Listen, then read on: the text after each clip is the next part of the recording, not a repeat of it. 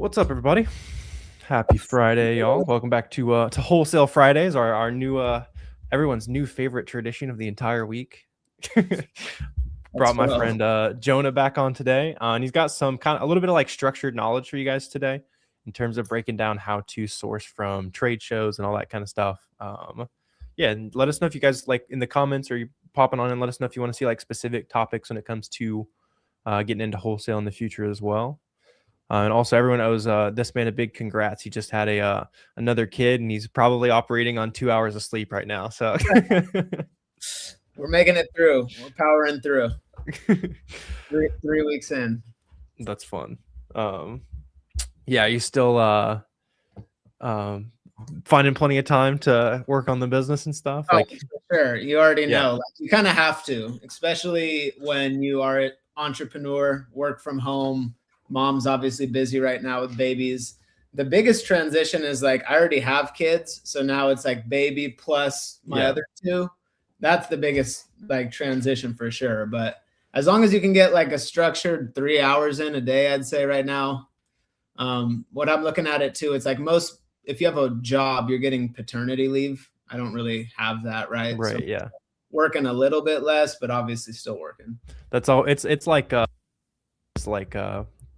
national working holidays and that kind of stuff. It's like, oh, that'd be kind of nice. Like these are the downsides you take with the job. But then obviously you're not asking to go, can I get off work so I can go to my child's birth? Like, for sure. Yeah. different struggles. There's a lot of benefits to having a job, Yeah, I was talking to one of my buddies. He got a 6-month paternity leave. Dang. Yeah. 6 months? Are you kidding me? That's pretty good. Yeah. Yeah, I don't think either of us are the quit your job to sell on Amazon ASAP types. No. And that's interesting. Like, just while we're a lot of us are obviously like you said, as long as you get like 3 hours, and I mean you're doing 8 figures a year now. Like, what does that like focused couple hours of work look like for someone? If someone's new, very time limited. For sure. I think it's just managing the system. Like once you build systems, obviously it still has a bunch of check-in, bunch of management. I have my core group of suppliers now, have the brands I'm working with, distributors I work with.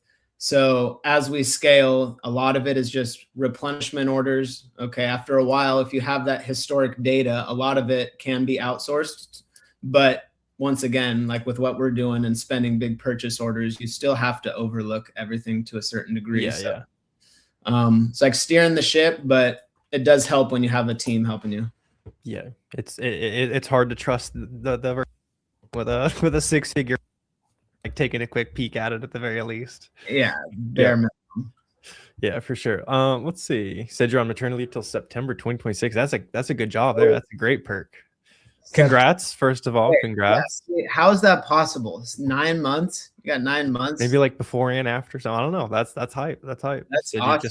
You just started your Amazon business. Yeah, that'll be a good little like run up period for you then for sure. Sweet. Yes. You had a little bit of knowledge prepped for us today. Yeah. So I mean, a lot of you guys, I know we're all at different areas in our business, right? But for the majority of people, if you're first starting out, don't have a wholesale account yet, I think one of the best ways to get one and build those relationships is in person at trade shows. So trade shows are industry events where brands and distributors go and basically look for new business. So the point of trade shows is they're looking for new retailers, new people to buy their products.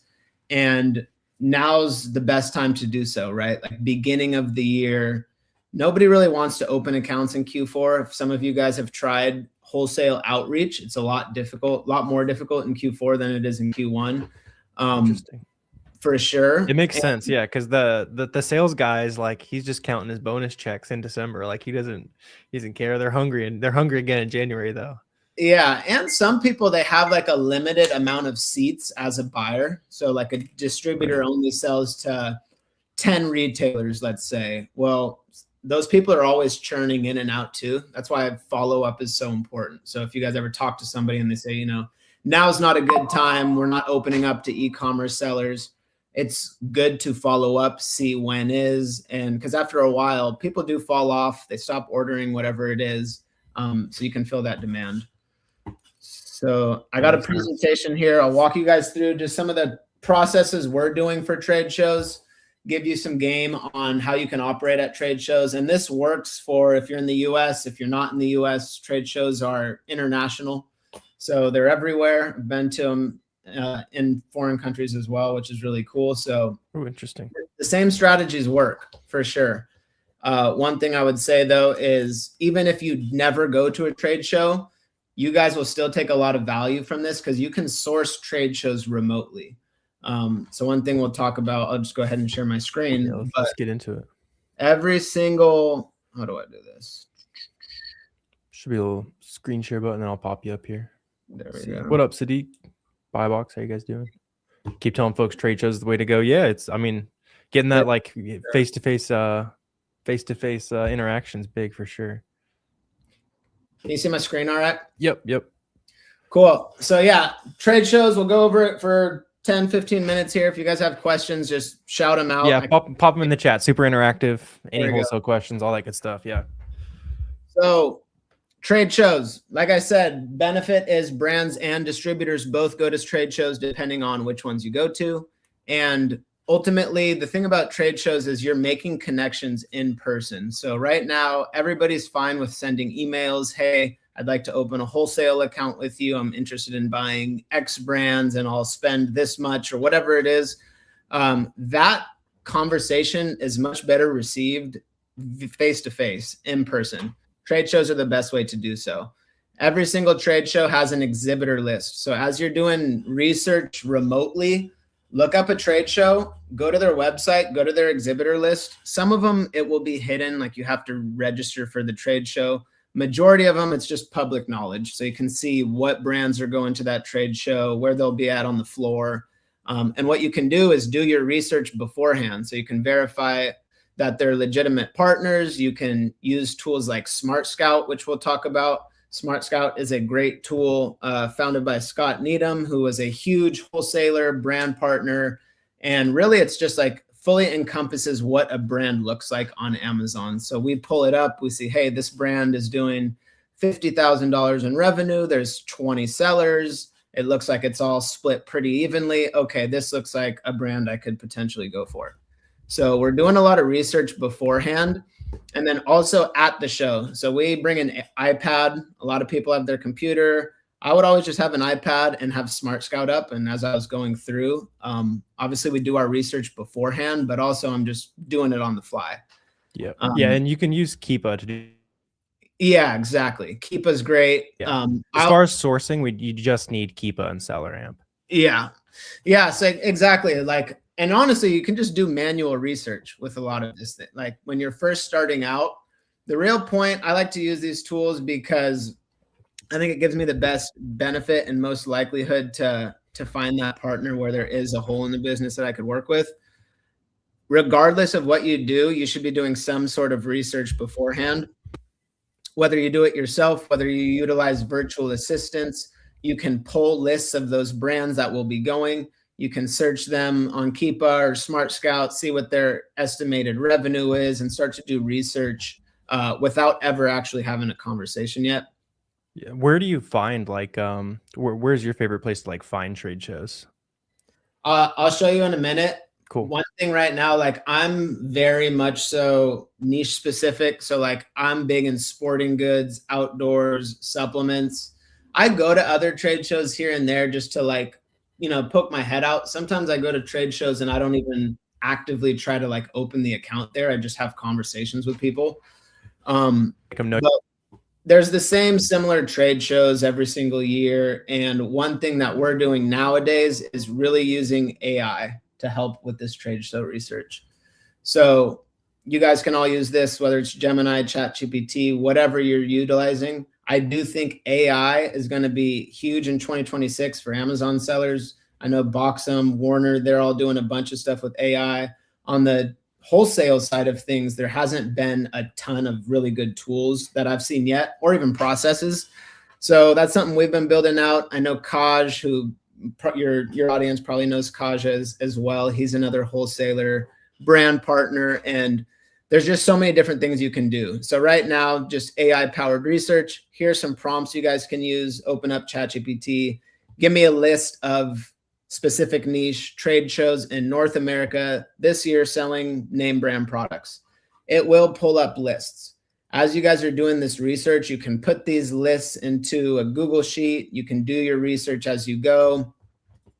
Give me a list of the best trade shows for distributors and finding where to buy name brand products. These are very specific. So for me, I would do sports and outdoors trade shows in North America, and then I'd start to do my research from there.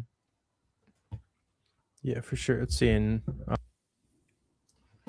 what should you start with? Yeah, like product wise, like is there trade shows or like types of niche that you're partial to, or just anything that's close to you? So I do like anything that's close to you angle. So for you guys just starting out, go to local trade shows. Like you don't have to break the bank. You don't have to fly across the country. Just going to them will open your mind more than sitting behind the computer and like never looking at a supplier. So like you don't have to even talk to anyone there. You're going to walk around, see products, hear conversations, and then feel more comfortable out there. And the conversation is really straightforward because at the end of the day, right, these people want more business. Like that's why they're at the trade shows. So like I mentioned, though, virtual sourcing, it's something we have our virtual assistants do just to help with research beforehand. So accessing the exhibitor list, researching brands, preparing personalized outreach. So like I said, you can contact these brands and suppliers without ever going so. So if there's a trade show coming up and you see a brand's going to be there, one thing that a lot of brands and vendors do are show meetings. So you can pre-schedule show meetings, especially if you're working with a brand or distributor. I highly recommend you meet them in person one time. It kind of feels like those are the actual meetings where deals are made. Like you'll hear people meeting before, and then they've already sold before the show even starts. And right, yeah, or like you're working with the supplier, right? But then at the show they have this special show deals, and you get 15% off. Like that's very common. Gotcha. So when it comes to the like. Sorry, yeah. When it comes to the brands that you're like approaching, you're saying like research brands, that kind of thing. Like, what's like the basics of what you're looking for? Because I'm assuming you're looking for people that aren't like too small, but also not too big, like kind of that sweet spot. Yeah, exactly. So as you guys are researching brands, we're looking for opportunities. So I'm not really looking for a brand that does, $5 million a month in sales, and you go to the product listing and it looks beautiful and there's 1,000+ sales per month. A lot of wholesalers do target those high volume brands and listings. I really go for the small to medium sized partners, somebody I can add value to. So as I'm looking at brands, it's number one, are there multiple sellers or are they doing it just by themselves? So if there's multiple sellers, that's always a good sign. And then just listing quality, right? So as we all come across more product listings, just think about more than just the product, think about the brand. So does the brand have a grasp on Amazon? Wait, why does this listing only have one image? Well, that's something you could actually approach that brand, ask them, what their setup is, and then from there, potentially get a brand direct authorized account. Sweet. And you said you wonder why people don't watch the real knowledge like this. Yeah, we got you, man. We got you. Yeah. So this is some knowledge. A lot of this stuff is like straightforward though, right? Like you've heard it before. Wholesale is about relationships, face-to-face, in person, it's sales. But at the end of the day, people still don't actually take it and go do anything. So if you guys are willing to go out there, shake a couple hands, I promise you're going to have some good conversations. And then from there, see where it goes. Yeah. Even though the first time you do it, you're going to have some weird interactions. Probably you're learning the skill. Like what's like, cause obviously now you figured it out, but like, can you think of any that just went like dramatically, like comically wrong? I think the comically wrong ones, and I've done this before too, it's just like word vomit, right? Yeah. Like when you come out and you're trying to work with somebody and you're just pouring everything that you've ever heard on them, which a lot of people do. It's like, I'm not going to talk about optimizing listings, right, these very strategic approaches if the brand like does not have a seller central account, right. Like there's steps. Hey, do you guys sell yourself? Do third-party sellers do it? Are you in brand registry? Are you not in brand registry? Because just asking like some of the questions and then sitting back and letting them talk, you'll get to hear like their level of education with Amazon.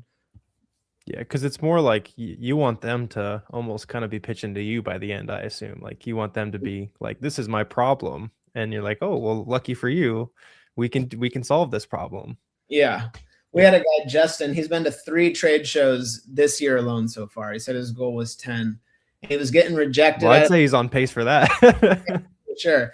He said at the last one, like the last day, was getting rejected a bunch. And then he finally had a conversation with the guy. I literally wrote it down. It's somewhere right here. It was like, I'm so glad I found you because I need help navigating e-commerce and Amazon.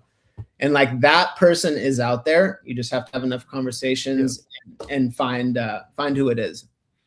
Yeah, and I think it's easy for us to feel like every brand's already been approached because everyone we talk to is doing this. But like there's so many different brands and like opportunities. Like you never know who, you might be the first conversation where they have with an e-commerce seller and they're like, hey, this guy seems like they might know what they're talking about.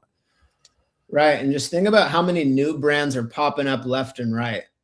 Like with TikTok shop, organic content. It's not necessarily like you need millions of dollars to blow up a brand now. It's like brands are starting and scaling from just everyday people. So they're going to eventually need to be on Amazon, right? So a lot of it too, you're going to be at a trade show and there's up and coming brands and man, they might not even be on Amazon or they only have one product on Amazon, but they do really well direct to consumer. They're in brick and mortar. Like these are good partners you can work with. If brands, a lot of the bigger ones too, do not want to work with you, authorized distributor strategy that still works to this day. Brands will point you to authorized distributors. I look at it as like a wholesale lead list. So as you start, doing outreach, you're contacting distributors, you're going to come across brands. Okay, maybe go to those guys directly or ask about that. When you go to brands, they'll point you to distributors. You'll find other brands that distributor carries. So it really does lead to this rabbit hole. And just understand distributors are your friend, even in the brand direct model. Big part with wholesale trade shows, especially follow-up system. I've had really good conversations at trade shows, and then I just dropped the ball and was kind of lazy, and then it went nowhere. So if you're there in person, number one, I think I had it up here. Didn't talk about it too much, but if you have business cards, that's always professional. It's a good look. People will give you their business cards. You can give them yours. If you have a company shirt or something like that, right? Like it's all better than going in your sweats. At the end of the day, I'm a huge sweats guy. I'm all about that. Working remote. I'm in them right now. But like at trade shows, dress it up a little bit. A lot of the times we're working with people older than us too. Like if you're in your 20s or even 30s. A little more traditional, like corporate environment. Yeah, just like B2B. Like the big thing with wholesale is B2B compared to other models and businesses that are B2C. Yeah, and pretty much everyone you'll be talking to is an employee too. So they're going to be motivated a little bit differently than we are. Right. Yeah. Let's see. And you said a question on the distributors you were talking about. How do you see the future of working with distributors? Will they stop accepting invoices from authorized distributors? I mean, I can tell you there's probably no way, but no chance. So Amazon's a free market, meaning as long as you can buy legitimate products and they're profitable, you're going to be able to sell them. They have gotten way tighter on invoices, but as you guys already know, retail invoices can still work. As long as you can prove it's legitimate with the brand, it'll still work. So I have distributors I work with. Everyone's different, but some of my distributors will give me their invoice. So now I have an invoice from my distributor, but I also have what Amazon asked for is a supplier's supplier invoice. Very difficult to come across, but with the right partners, they will give it to you no problem. Because they're legit, right? The distributors and wholesalers that don't give it to you or they're hiding, it's like, well, they're probably just buying from somebody else. So they're like they're another middleman. Because if you're buying from the brand, just block out your pricing. I don't need to see that. I just need to see the supply chain. I feel like they'll at least be like, yeah, we buy from the brand, or we buy, a distributor. They're like, yeah, they should be able to give you a little bit of information. While business cards are cool and I think still valuable, really right now it's like connecting on LinkedIn. Everybody wants to connect on LinkedIn. If I was you guys, take from Warner, and I'm trying to do it myself, but building your personal brand is huge. I think it definitely matters in this space too. So if you post on LinkedIn and you talk about your business here and there and you're connecting with more and more people, this eventually can be an asset to help you get more suppliers. That's cool. Yeah. Have you had some suppliers like start reaching out to you just from personal brand, I assume? So actually, funny enough, I've been slacking on LinkedIn, but I had a few from Instagram, and I was like, well, I don't even really like target brands like that, you know. But funny enough, I did have a brand, went through with them, I'm partnered with them. It didn't end up being like that lucrative for me at all, like a lot of returns on this product and whatnot. So we slowly separated our ways. Sure. But that's the best part too about wholesale. Like as I'm talking to brands is there's no agency fee for working with us. We're buying and selling your products, and we can split ways at any time. So if you don't want to work with us anymore, you know, it's all you. Trade show directories. So obviously you can find these within ChatGPT and AI, just some old school reliables. 10 Times is a website, has a bunch of trade shows and trade fair dates. My goal for you guys, I think action steps are pick one trade show and add it to your calendar. Go. Yep. Awesome.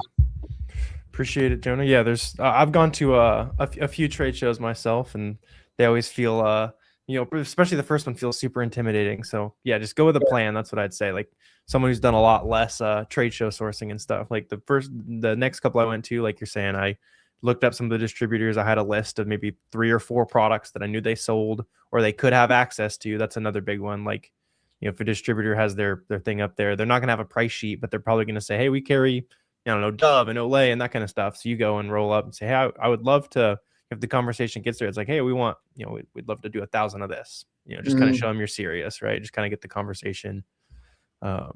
Yeah, just coming prepared is like the biggest thing I would suggest from someone far less in the wholesale world, but still kind of dabbled for sure. Yeah, I mean, and you've came to a couple of the things too with the wholesale network. We do like small walkthroughs because when you're in person too, it just makes that much more difference and beneficial when you have little groups you can connect with. So I do think personally, trade shows, in-person events, like that's going to be the best way for members to land those real relationships they can scale and grow with, because you never know the person on the other side until you actually connect with them. So like you can have that wholesale distributor that you opened via email and you never talk to, but like how long will that be profitable for? Right. Yeah, and like Jonah was saying, for those of you guys who are like, you know, curious about kind of scaling wholesale, that kind of stuff, I know a lot of us are already arbitrage sellers. Jonah has an awesome community for helping people scale with wholesale, and they'll like help you find your first distributor, like all kinds of stuff. You guys can check out the link down below if you want to start working with Jonah there. He's had a lot of people find wholesale success working together. What you guys did over 10 mil last year, right? We did. So across all channels, yeah. On Amazon, I was kind of pissed. We didn't hit it on, so I was like, Would you miss it by like 10% or something? We did less than that this year. We lost 2 really good suppliers that were like, unfortunate. It does happen too, right? Like you can lose good brands, you can lose good distributors. We have no equity in the brands we're selling. It's all about the relationship. Some people we have contracts in place, a lot of them we don't, and you never know. So some brands try to do it themselves, but what I've seen is majority don't like Amazon and don't want to do it themselves, so they actually prefer to have somebody just do everything. Right. Let's see, a couple good wholesale questions here. Luke said, do brands and dealers allow like how are you doing that? Yes. So brands and dealers do allow credit card. A lot of them won't allow it on the first transaction. So some suppliers, distributors will say ACH only. That's to protect themselves because obviously people could cancel their credit card and whatnot. If you really want to $30,000 chargeback, that would hurt. If you really do want to pay on a credit card, though, use something like Melio or Plastic. where you pay a 2.9% fee. The vendor receives it as an ACH payment, but on your side, it's a credit card charge. Yeah, for sure. That's a good one. Let's see, difference between distributor and supplier. Yeah, I mean, it's probably just like interchangeable terms. In terms of like ungating, like Vitacost, you're good to go. Yes. Yeah, same thing. Supplier. I think a supplier is a brand, a distributor, or a retailer. Yeah. Wherever you're buying products from, as long as it's not some guy who messaged you on Instagram saying, "Hey, I got, Stanley Cups for $10 or whatever." That is a supplier. It just it's not one that's on Amazon. Maybe eBay. Yeah. Not one that's going to let you keep your Amazon account very long. Let's see. Can the invoice of a authorized distributor remove or solve IP complaints? Yes, absolutely. Yep. Yeah, and I assume like you probably don't ever really deal with IP complaints because you're working directly with the brands. Like they know who you are on the listing. Yeah, I haven't had IP complaints in a while. You do get those other listing complaints or like customer authenticity complaints, So things like that. Yeah, which obviously you can beat if you got directly from the brand. And trust me, guys, like I have brand direct accounts. Something comes up or like I'm gated, I upload my documents and I get declined too. So just know like the follow-up process with Amazon's totally normal. I know you guys are all running into that with ungating and listing stuff. Like that's totally normal. Follow-up is huge, even with sellers. And that's even with invoices directly from the brand, right? Yeah. Authorized distributor. Yeah. That to me proves that unfortunately there's just a bunch of people just clicking no all day long. That's what they're doing as their job at the ungating department or whatever. But yeah, that's why we're super excited about that new boxing feature. I know I need to look at the stats again today, but there's been literally tens of thousands of brands ungated with it takes you 3 clicks to go in and ungate 50 to 100 brands at least. Let's see. What's up? Charlie said retail arbitrage still viable. Yeah, man. Yeah.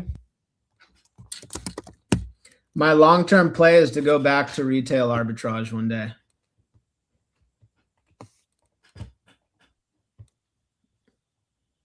Oh, you cut out. I don't know if I could hear you.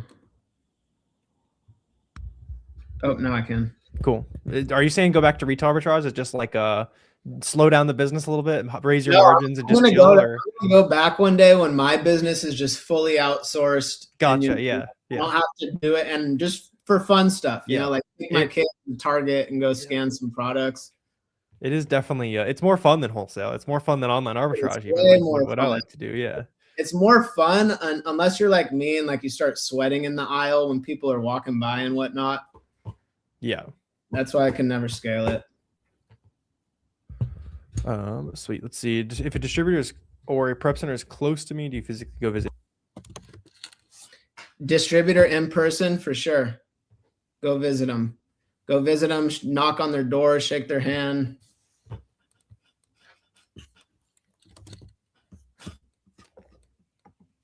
Uh-oh, your volume.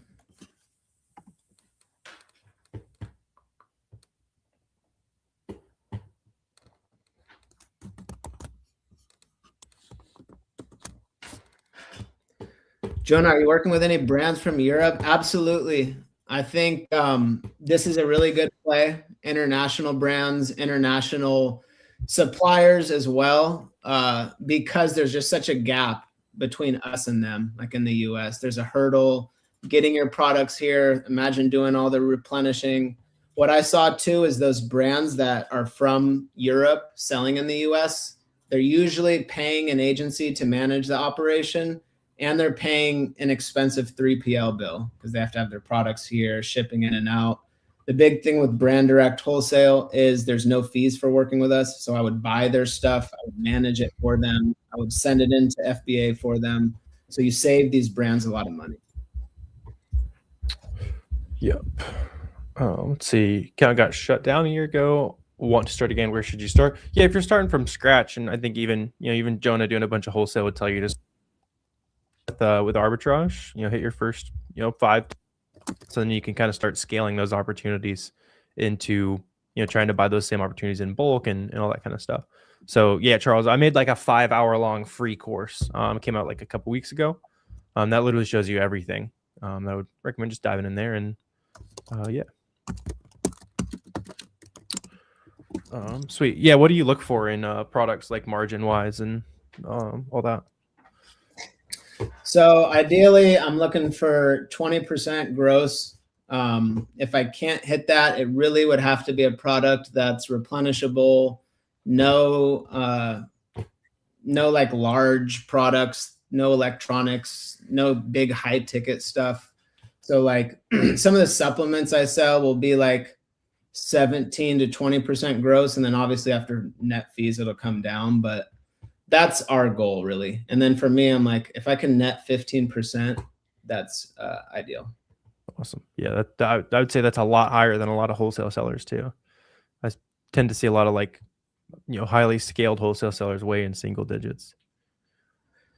Yeah, it's kind of a different field. Depends on what you're doing. I never really did like big bulk pallet buys from distributors of like name brand random stuff. If you're working directly with brands though, like you definitely can get keystone margins on the stuff you're buying, which is, you buy it for $50, it sells for $100 on Amazon.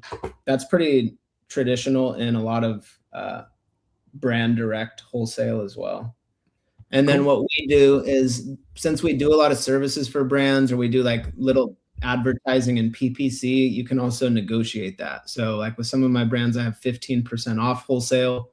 Start getting into like more of distributor talk if you're selling in multiple channels and whatnot. But for the base, I'd say, yeah, if you could go 10 to 20% gross, 5 to 15% net. Cool. See, Laura on Instagram said, "Is Dallas a good place for shows?" Yeah, I mean, any. And then you also said Melio, and which other? Yeah,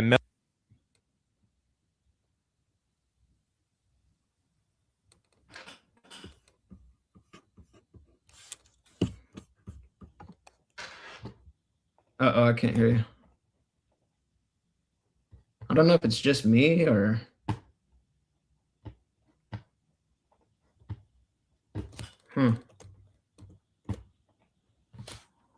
See, well, the audio is going to be terrible, but you can hear me at least. I can hear you now. So I'm not sure what's going on, but appreciate you guys tuning in. I know I probably sound like I'm on a mic from 2005, like $10 headphone mic. But yeah, appreciate all you guys tuning in. If you guys want Jonas help scaling, again, he helps lots of people kind of scale wholesale businesses. You guys can check out the link I dropped in chat or down below. And go check out Jonas' content on YouTube and everything like that. He makes good YouTube videos. Lots of good for you guys. But appreciate you guys tuning in today. Everybody have a good weekend, and see you guys next time.